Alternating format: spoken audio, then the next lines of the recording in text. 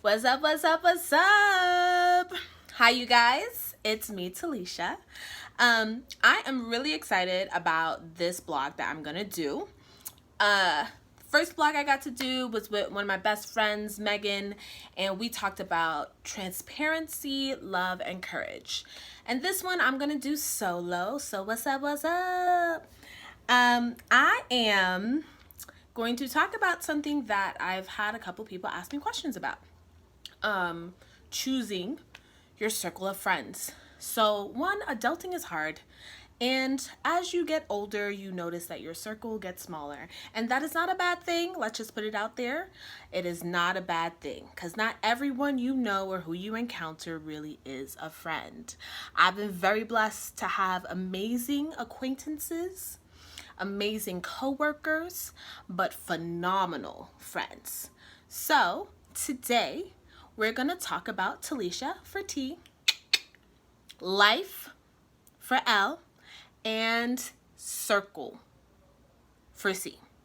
So when I say circle, I think our relationships forms in different circle or groups of people.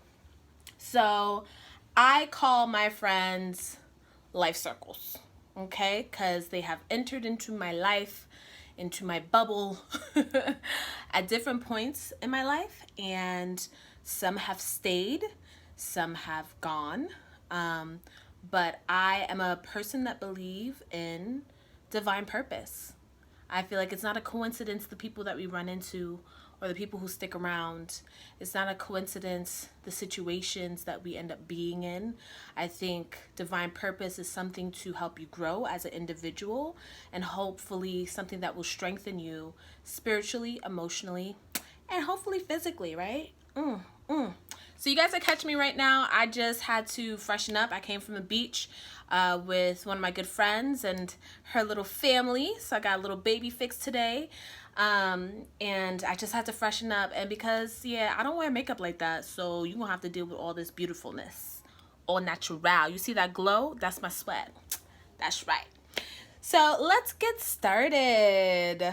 One of the questions that was asked to me was, Talisha, how do you pick your friends? And I guess how I can answer that is I feel like the universe sends people to you through work, through hobbies, through communities, as in a church, or religious practices, or neighbors. I live in the Bay Area, and for me, the Bay Area, there's not a lot of people that are necessarily welcoming in terms of like getting close friends. Like, you don't see people like just like go to the bar and try to befriend people. They already have their crew or their group of people that they're with, and they're not interested in getting to know new people, which is fine. But I would say how I've picked my friends has been through the opportunities that the universe has given me. So, work. I've formed really amazing friendships through work. My belief, I'm a Christian. I've done programs and outreach programs and stuff, and I've been able to meet people through that. And I think if you have a common, ground, a common thing that you're interested in, people are interested in traveling, people are interested in outreach programs. So anything that you have in common with someone, you're going to run into that person. People who love to dance, who love the theater, who loves performing art stuff. You know what I mean? Like, you have opportunities that people will be placed into your life. So I'm a pursuer. I have no issues exerting myself into a relationship. It is something that isn't always natural for everyone, especially those of you who are introverts. But just a question, I guess, of asking someone their story. Just humanizing it, right? Like seeing someone who is working out with you and they struggling the same way you struggling on that, the stairmaster or whatever. Make eye contact and then like chuckle, be like, yeah, me too, girl, or me too, guy. You know what I mean? Like struggling these streets up them damn stairmaster thingies. So I think it's just making yourself available to have a conversation with a stranger is how you can start with befriending a person.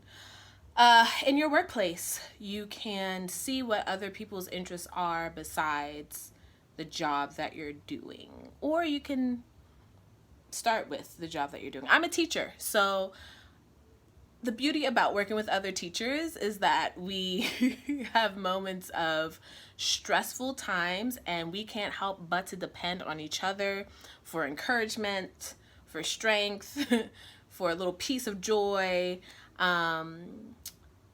So yeah, I think you can start with, the communities that you are in. If it's at work, if it's, at the gym, if it is that you do soccer, you know what I mean? Like, put yourself out there, make yourself available to talk and create a conversation. And then I think step 2 really is once that conversation has started and you've seen that they are interested in hanging out outside of work, hanging out outside of the gym, hanging out outside of games, sports together, there has to be at some point when you start going deeper. I think a lot of us get stuck at just a surfacey kind of relationship. And I feel like for me personally, I don't do surfacey for a long time because it gets boring. And I'm just all like, if we ain't going to go deep, there's no need for us to have a friendship. So those are the people that end up staying acquaintances for me, is the people that can't really go deep in a conversation. I need someone that can, feel free to ask me questions about my personal life, and I can feel free in return to ask them questions about their personal life. So again, it comes with that openness, right? Are you open enough to want to start a friendship and have that friendship actually be a meaningful, deep friendship?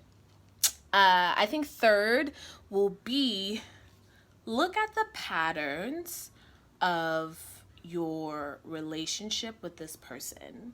Is this person motivating you, inspiring you? Are you doing the same for that person also? Is this a healthy relationship, or is this a relationship where you find yourself just listening to their drama all the time and it's draining the life out of you? So I really am a firm believer in we don't need to compete with each other, but we can encourage each other to be the best version of each other's self. I am very fortunate to have amazing close friends who are supportive, one, inspiring, two, and who's on their own grind. Like, they're not just laying around being just nonchalant and not being productive with their life. I think it's really, really important when you're choosing the friends that you want to, do life with, that they're actually being productive for themselves. So in return, that could also encourage you, not for it to be a competitive thing or a jealousy thing. It can be a inspiring thing. And I mean, a little bit of competition ain't bad. Like, you know what I mean? Ain't nothing wrong with that. So once you have befriended this person and you guys start kicking it, doing coffee together, going to movies and, going seeing concerts and whatnot, think to yourself, is this person someone that is helping me grow? And it doesn't have to be, financially or whatever, but it's helping you grow internally, having you see a new perspective. Or is this someone who's just draining a lot out of you and it's kind of like a one-sided, selfish relationship? Because let's be real, right now in the day and age that we live in, with all the screen time that we're having, all of this like self-centeredness. Everyone is only worried about themselves. It's depleting the healthy social relationships, because how everyone gets their information or their excitement is through a screen. But yeah, so to end this quick TLC moment here, I would say once you find that person that you can see being friends with for a long time, a life circle of friends, you do your part. Don't be lazy with it. Let your yes be a yes and let your no be a no. Set boundaries, yes, but also be that person for them that you would want them to be for you. And I think this is just across the board, any relationship. The relationship with yourself, the relationship with your family, the relationship with your peers, your romantic relationships, any relationships across the board. Make sure that you are the best version of yourself and you're giving that to another person, and you're making it clear what you're wanting from that person. Communication is key and accountability is key in any friendship. So I've been able to have successful friendships and relationships with both my girlfriends and guy friends, my family as well. And the reality is because it takes work on both ends. If it ends up being a one-sided thing, it's time to cut it short.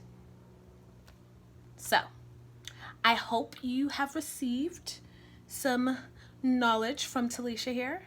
And I hope you guys are enjoying your Labor Day weekend. It is coming to an end. I have work tomorrow. And yeah, Talisha Life Circle, TLC. Love you guys. I hope you enjoyed this and have a good day. Bye.